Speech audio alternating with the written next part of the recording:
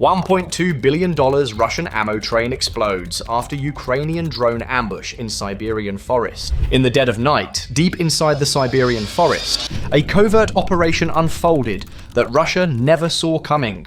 A $1 billion ammunition lifeline, heavily guarded and believed untouchable, was suddenly trapped, blinded, and torn apart in a storm of drones, thermite, and cascading explosions. What began as a silent infiltration by freezing Russian partisans soon escalated into one of the most precise and devastating Ukrainian strikes of the war. An attack that not only annihilated a massive weapons shipment, but crippled an entire frontline and forced the Kremlin into a strategic crisis. This is the inside story of how a handful of volunteers, a swarm of drones, and a perfectly timed plan brought down a $1.2 billion Russian war machine, and why its consequences may shape the battlefield for weeks to come. Today at 3:17 a.m., a Russian ammunition train worth an estimated $1.2 billion burned in the Siberian forest, its cars erupting one after another in a chain of detonations that briefly lit the sky.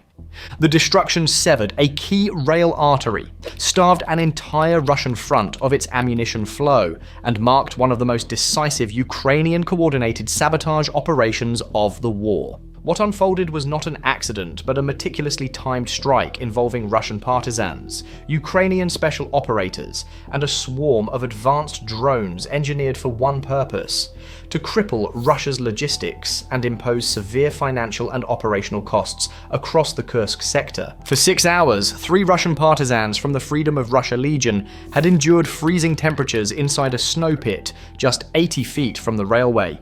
They were the trigger for the entire operation.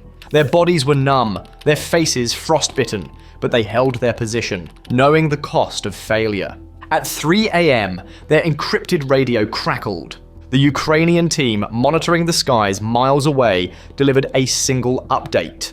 The drone swarm was 3 minutes from the strike point. The target train was beginning its approach.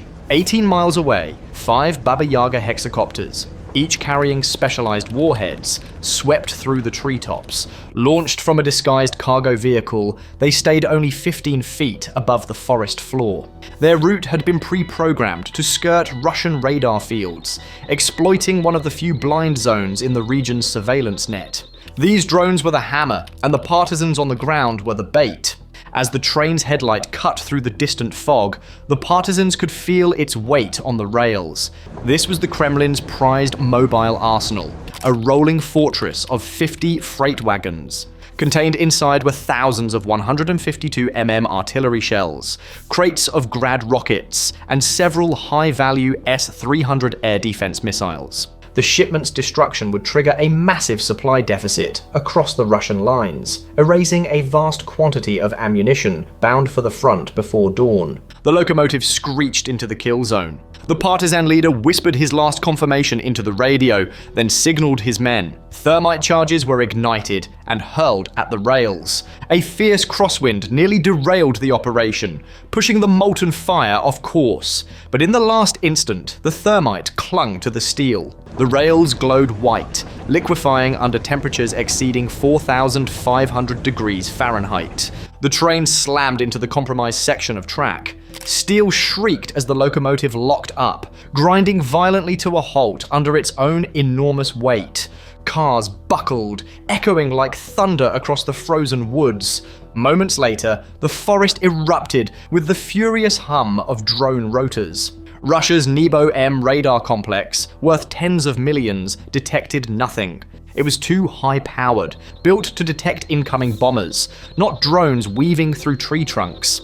To the radar operators, the sky was empty. Their first warning was the panicked shouts of guards. Machine guns opened fire. PKM gunners launched streams of tracers into the dark, firing blindly at the sound, tearing toward them. In a command bunker, a Russian colonel slammed a fist on the table and barked an order that triggered the Kasuka 4 electronic warfare system. It blasted a massive electromagnetic shockwave across the rail yard, a bubble of raw radio frequency energy designed to fry drone circuits instantly. One drone died in an instant, its feed dissolving into static, but the remaining 4 stayed on course. 3 were AI-guided hunters, built to operate visually, not electronically. The 4th, the Slava 7 was fiber optically tethered to its operator. The jammer was useless against it. The first physical hit came seconds later. Tracers clipped one AI drone, shredding it mid-air. The defenders cheered, but 2 hunters and the tethered drone pressed forward. Russian defenses shifted, reorganizing into a kill box. Gunners synchronized their fire to blanket the entire approach path. The remaining drones split into a coordinated pincer, one drawing fire as a decoy, while the other 2 dove low, skimming through the chaos. The AI hunter identified a critical vulnerability, the joint between 2 S-300 missile carriers. A hit there could ignite a cascading explosion that would destroy additional high-value munitions. Against its programming, it broke formation and entered a suicide dive. Gunners concentrated their fire, finally managing to shred it just feet from its target. The near miss likely rattled both sides, but the Russians forgot the ground team. The partisan leader rose, pulled a magnesium flare, and ignited it. A blinding sunburst tore across the night sky, obliterating the gunner's visibility. His men hurled their last thermite charges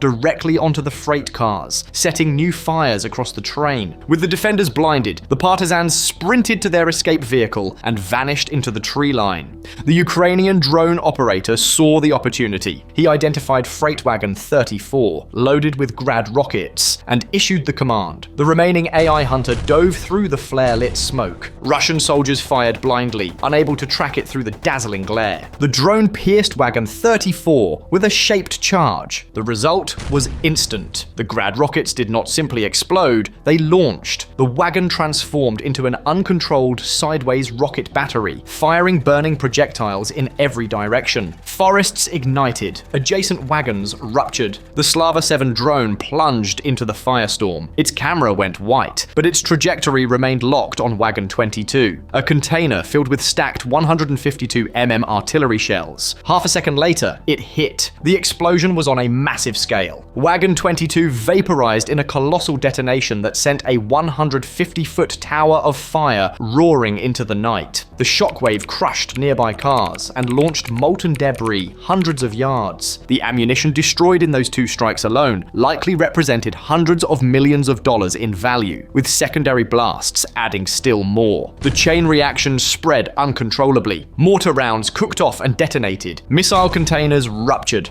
Entire wagons were torn apart under sequential blast pressure. Russian guards abandoned their positions, fleeing into the dark, as the train became a mile-long corridor of fire and exploding steel. By sunrise, the scale of the damage was clear. More than 40 freight wagons were obliterated. Over 1,500 tons of munitions were reduced to ash and twisted steel. Munitions valued at well over $1.2 billion. The rail line itself, a critical stretch of the Trans-Siberian Railway, was severed. Repairs would take 48 to 72 hours at a minimum.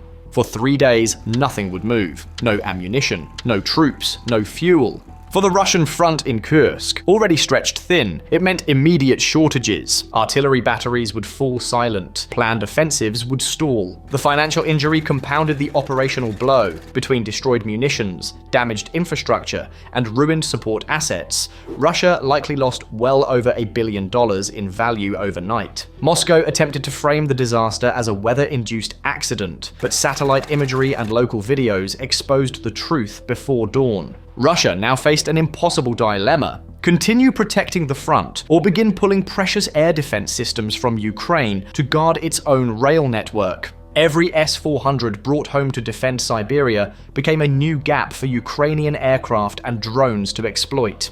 Ukraine and its partisan allies had forced the Kremlin to weaken itself. For many of the Russian volunteers involved, the operation was not only strategic, but personal, a debt they believed had to be repaid. This was not a victory won by superior numbers or overwhelming firepower. It was asymmetric warfare executed with precision. Russia had sent a billion-dollar train, a multi-million-dollar radar, and a high-end jamming system into the field. Ukraine used a handful of custom drones, thermite charges costing only a few $100s, and a group of determined Russian volunteers. The result was decisive: a shattered rail artery, a starved front line, and losses that Russia could not easily replace. The Siberian forest still glows with embers from the wreckage, and in those embers lies a clear reality: Ukraine's ingenuity, coordination, and sustained pressure continue to outmaneuver and financially drain the Russian war effort, further straining its ability to sustain large-scale operations.